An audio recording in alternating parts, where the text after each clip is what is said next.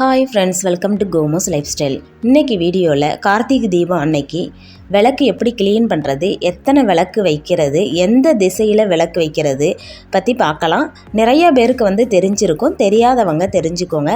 வீடியோக்குள்ளே போகிறதுக்கு முன்னாடி நம்ம சேனலை ஃபஸ்ட் டைம் பார்க்குறவங்களா இருந்தால் சப்ஸ்கிரைப் பண்ணிவிட்டு பக்கத்தில் இருக்க பெல் ஐக்கானையும் கிளிக் பண்ணி ஆளுன்னு கொடுத்துக்கோங்க. அப்போ தான் நான் போடுற வீடியோக்கள் உங்களுக்கு நோட்டிஃபிகேஷனாக வரும்.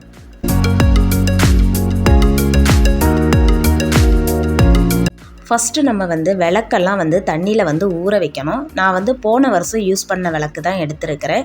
இதை ஒரு 2 மணி நேரத்துக்கு நம்ம தண்ணியில் ஊற வைக்கலாம்.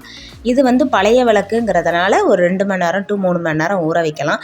இதுவே புது விளக்காக இருந்ததுன்னா ஒரு 5 மணி நேரமாச்சும் ஊற வைக்கணும். இல்லை அப்படின்னா நீங்கள் நைட்டு தண்ணியில் ஊற வச்சுட்டு மறுநாள் காலையில் எடுத்து நீங்கள் காய வைக்கலாம். அது ரொம்பவே நல்லது. ஏன்னா அப்போ தான் நமக்கு எண்ணெய் குடிக்காது விளக்கில். இப்போ நான் எல்லா விளக்கையும் எடுத்து வச்சுக்கிறது. இது எல்லாமே போன வருஷம் யூஸ் பண்ண விளக்கு தான். இந்த விளக்கு கையில் செய்கிற விளக்கு. மற்றது இதெல்லாம் பார்த்தீங்க அப்படின்னா அச்சில் செய்கிற விளக்கு இது. இப்போ இதில் நம்ம தண்ணி சேர்த்துக்கலாம். முங்குற அளவுக்கு நல்லா தண்ணி சேர்த்து நான் ஒரு 2 மணி நேரம் நல்லா ஊற வச்சுருந்தேன். எப்போவுமே கார்த்திகைக்கு புது விளக்கு கண்டிப்பாக ஒரு 3 to 5 விளக்காச்சும் கண்டிப்பாக வாங்கணும். புது விளக்கு வாங்கி விளக்கு ஏற்றணும். இப்போ பழைய விளக்கு தான் நான் உங்கள்கிட்ட ஏற்றி காட்டுறேன். இப்போ இது நல்லா ஊறட்டும். 2 மணி நேரம் கழித்து நம்ம இதை பார்க்கலாம். 2 மணி நேரம் கழிச்சியாச்சு. நல்லா விளக்கு ஊறிடுச்சுது. இப்போ இதை நம்ம ஒரு துணி வச்சு தொடச்சி நல்லா காய வைக்கலாம். தண்ணியே இல்லாமல் இருக்கணும். அந்தளவுக்கு நம்ம காய வச்சு எடுத்துக்கலாம். இப்படி நம்ம தண்ணியில் ஊற வைக்கும்போது எண்ணெய் குடிக்காது. விளக்கு நின்று எரியும் எண்ணெய். அதனால் ரொம்ப நேரத்துக்கு நமக்கு விளக்கு எரிஞ்சிக்கிட்டே இருக்கும். நம்ம ஊற வைக்கலை அப்படின்னா எண்ணெயை குடிச்சிரும். அதனால தான் நம்ம ஊற வைக்கிறோம். புது விளக்காக இருந்ததுன்னா கண்டிப்பாக நம்ம ஒரு நாள் நைட்டு ஃபுல்லாக ஊற வைக்கிறது ரொம்பவே நல்லது. அப்போ தான் விளக்கு நின்று எரியும். பாருங்கள், இந்த மாதிரி நான் காய வச்சுருக்கிறேன். நம்ம இப்படி இடைவெளி விட்டு காய வைக்கும்போது விளக்கு சீக்கிரமாக காஞ்சிரும். இதை காஞ்சதுக்கப்புறம் நம்ம பார்க்கலாம். அடுத்த டிப் விளக்கேற்றி வைக்கும்போது பார்த்திங்கன்னா அந்த அடிப்பகுதியிலேருந்து எண்ணெய் கசையும். அப்போ நமக்கு விளக்கு ஏற்றின இடம் ஃபுல்லாக ஆயிலாக இருக்கிற மாதிரி இருக்கும். இதுக்கு நம்ம விளக்குக்கு பின்னாடி நெய் பாலிஷ் அடித்து விட்டுக்கலாம். அப்படி இல்லை அப்படின்னா பெயிண்ட்டு கூட இதில் அடிச்சுக்கலாம். இது ஒரு 2 கோட்டிங் நீங்கள் அடிச்சுக்கிட்டீங்க அப்படின்னா நமக்கு எண்ணெய் கசையாது. இல்லை அப்படின்னா நமக்கு தரையெல்லாம் எண்ணெய் ஆயிரும். க்ளீன் பண்ணுறதுக்கு கொஞ்சம் கஷ்டமாக இருக்கும். இப்போ நான் நெய் பாலிஷ் அடிச்சுக்கிறேன். இப்படி நீங்கள் அடிச்சுட்டு விளக்கு ஏற்றுனீங்க அப்படின்னா எண்ணெய் கசையாது. இதை காஞ்சதுக்கப்புறம் நீங்கள் விளக்கு ஏற்றுங்க. அடுத்த டிப்பு நம்ம விளக்குக்கெல்லாம் மஞ்சள் குங்குமம் வைக்கணும். இதை நம்ம மஞ்சளை கொஞ்சமாக தண்ணி சேர்த்து நம்ம மஞ்சளையும் குங்குமத்தையும் நம்ம கரைச்சி எடுத்துக்கலாம். இந்த அளவுக்கு நான் கரைச்சி வச்சுருக்கிறேன். இப்போ நம்ம பட்ஸ் எடுத்துருக்கலாம். இதை தொட்டு நம்ம விளக்குலெல்லாம் வைக்கலாம். ஃபஸ்ட்டு மஞ்சளை வச்சுக்கலாம். எப்போவுமே நம்ம மஞ்சள் குங்குமம் வைக்கும்போது ஒத்தையில் தான் வைக்கணும். 3 இல்லை 5 7 அந்த மாதிரி தான் வைக்கணும். நான் ஃபஸ்ட்டு 3 இடத்துல நான் ஒரு விளக்குக்கு நான் பொட்டு வச்சுக்கிறேன்.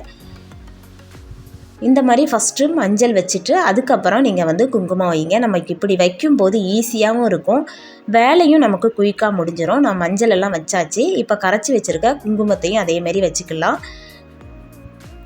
எல்லா விளக்குக்கும் நான் வச்சுக்கிறேன். நம்ம விளக்கு ஏற்றும் போதும் பார்த்தீங்க அப்படின்னா ஒத்தப்படையில் தான் நம்ம விளக்கு ஏற்றணும். ரெட்டையில் விளக்கு ஏற்றக்கூடாது.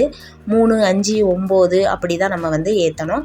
இப்போ நான் எல்லா விளக்குக்குமே நான் மஞ்சள் குங்குமம் வச்சுக்கிட்டேன். இப்போ இப்படி ஒரு அகலமான பிளேட் எதுவும் எடுத்துக்கோங்க. எடுத்துகிட்டு அதில் விளக்க ஃபுல்லாக வச்சுக்கோங்க. நம்ம இப்போ ஆயில் சேர்த்துக்கலாம். இப்படி ஒரு குழிக்கரண்டி வச்சு நீங்கள் ஊற்றும் போது உங்களுக்கு ரொம்ப ஈஸியாக இருக்கும் ஆயில். இப்போ விளக்குக்கெல்லாம் நம்ம ஆயில் ஊற்றிக்கலாம். ஆயில் ஊற்றிட்டு தான் நம்ம திரி போடணும். திரியை போட்டுட்டு நம்ம ஆயில் ஊற்றக்கூடாது. எப்போவுமே ஒத்தப்படையிலேயே நீங்கள் விளக்கு வைங்க. இப்போ நான் ஆயில் எல்லா விளக்குலேயும் நான் ஊற்றிக்கிறேன். நான் பஞ்சு திரி எடுத்துருக்கிறேன். நீங்கள் எந்த திரியாக இருந்தாலும் எடுத்துக்கோங்க. இந்த பஞ்சு திரி நான் 2ஆக போட்டுக்கிறேன். 2ஆக போடும்போது நமக்கு விளக்கு ரொம்ப நேரத்துக்கு நின்று எரியும். நான் இப்போ எல்லா விளக்குக்கும் இதேமாரி நான் திரி போட்டுக்கிறேன். நல்லெண்ணெயில் விளக்கு போடுறது ரொம்ப நல்லது. வெளியில் வந்து நல்லெண்ணெயிலையும் வீட்டுக்குள்ளே விளக்கு போடும்போது நெய்யிலையும் விளக்கு போடுறது ரொம்ப நல்லது. அடுத்த டிப்பு வந்து ஒரு கற்பூரம் எடுத்துருக்கிறேன். இதை வந்து கையில் வச்சு லைட்டாக வந்து நம்ம வந்து நுணுக்கி எடுத்துக்கலாம்.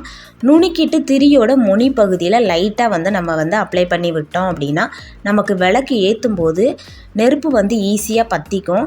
எவ்வளோ காற்று அடித்தாலுமே நமக்கு வந்து நெருப்பு வந்து பற்றிக்குங்க. தீயுமே நல்லா நின்று எரியும். இப்போ நம்ம வந்து விளக்கு ஏற்றிக்கலாம்.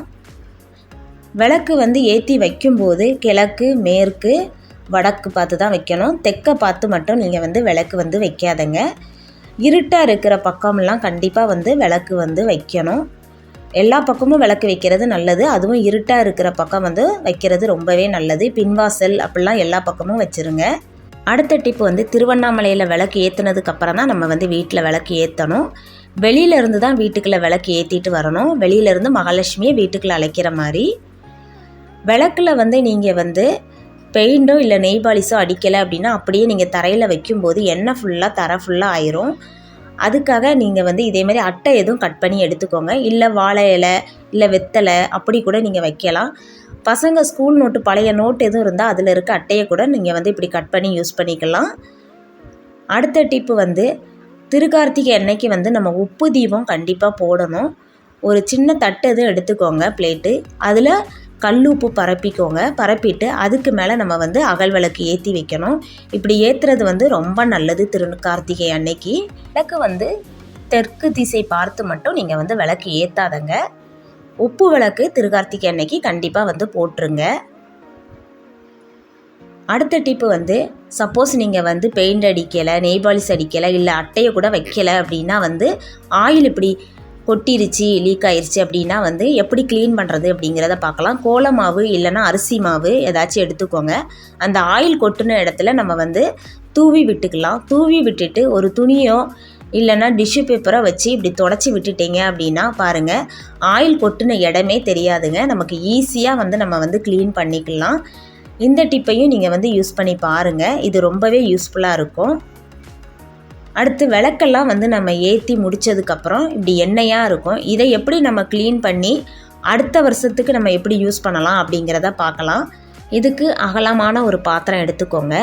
இதில் வந்து துணிக்கு போடுற சோப்பு பவுட்ரு இல்லை பாத்திரம் தேய்க்கிற லிக்யூடு எதனாலும் நீங்கள் வந்து சேர்த்துக்கலாம்.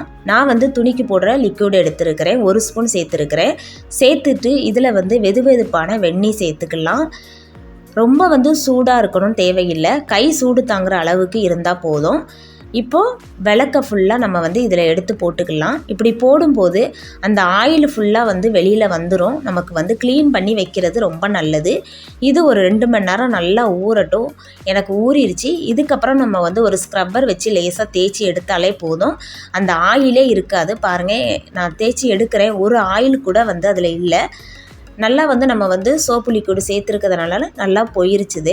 இதை நல்லா வெயிலில் ஒரு 2 மணி நேரம் காய வச்சு எடுத்துருக்கிறேன். இந்த மாதிரி நீங்கள் காய வச்சு எடுத்து தான் நீங்கள் வந்து ஸ்டோர் பண்ணி வைக்கணும். ஒரு கவரோ இல்லை ஏதாச்சும் ஒரு பாக்ஸை எடுத்துக்கோங்க. விளக்க ஃபுல்லாக அதில் வச்சு நீங்கள் வந்து க்ளோஸ் பண்ணி எடுத்து வச்சிட்டிங்க அப்படின்னா நெக்ஸ்ட் இயருக்கு உங்களுக்கு யூஸ் பண்ணுறதுக்கு ரொம்பவே யூஸ்ஃபுல்லாக இருக்கும். எல்லா பக்கமுமே நான் வந்து விளக்கு ஏற்றிட்டேன். பாருங்கள் எவ்வளோ ஒரு ஒளிமயமாக இருக்குதுன்னு. இன்றைக்கி பார்த்த இந்த டிப்ஸ் எல்லாமே உங்களுக்கு வந்து இந்த திருக்கார்த்திகைக்கு ரொம்ப யூஸ்ஃபுல்லாக இருக்கும்னு நினைக்கிறேன். அப்படி யூஸ்ஃபுல்லாக இருந்துச்சுன்னா லைக் பண்ணுங்கள், உங்கள் ஃப்ரெண்ட்ஸ் அண்ட் ஃபேமிலிக்கு ஷேர் பண்ணுங்கள், கமெண்ட்ஸ் பண்ணுங்கள், மறக்காமல் சப்ஸ்கிரைப் பண்ணுங்கள். பக்கத்தில் இருக்க பெல் ஐக்கானை கிளிக் பண்ணி ஆளுன்னு கொடுங்க. அப்போ தான் நான் போடுற வீடியோக்கள் உங்களுக்கு நோட்டிஃபிகேஷனாக வரும். அனைவருக்கும் இனிய திருக்கார்த்திகை நல்வாழ்த்துக்கள். தேங்க்யூ.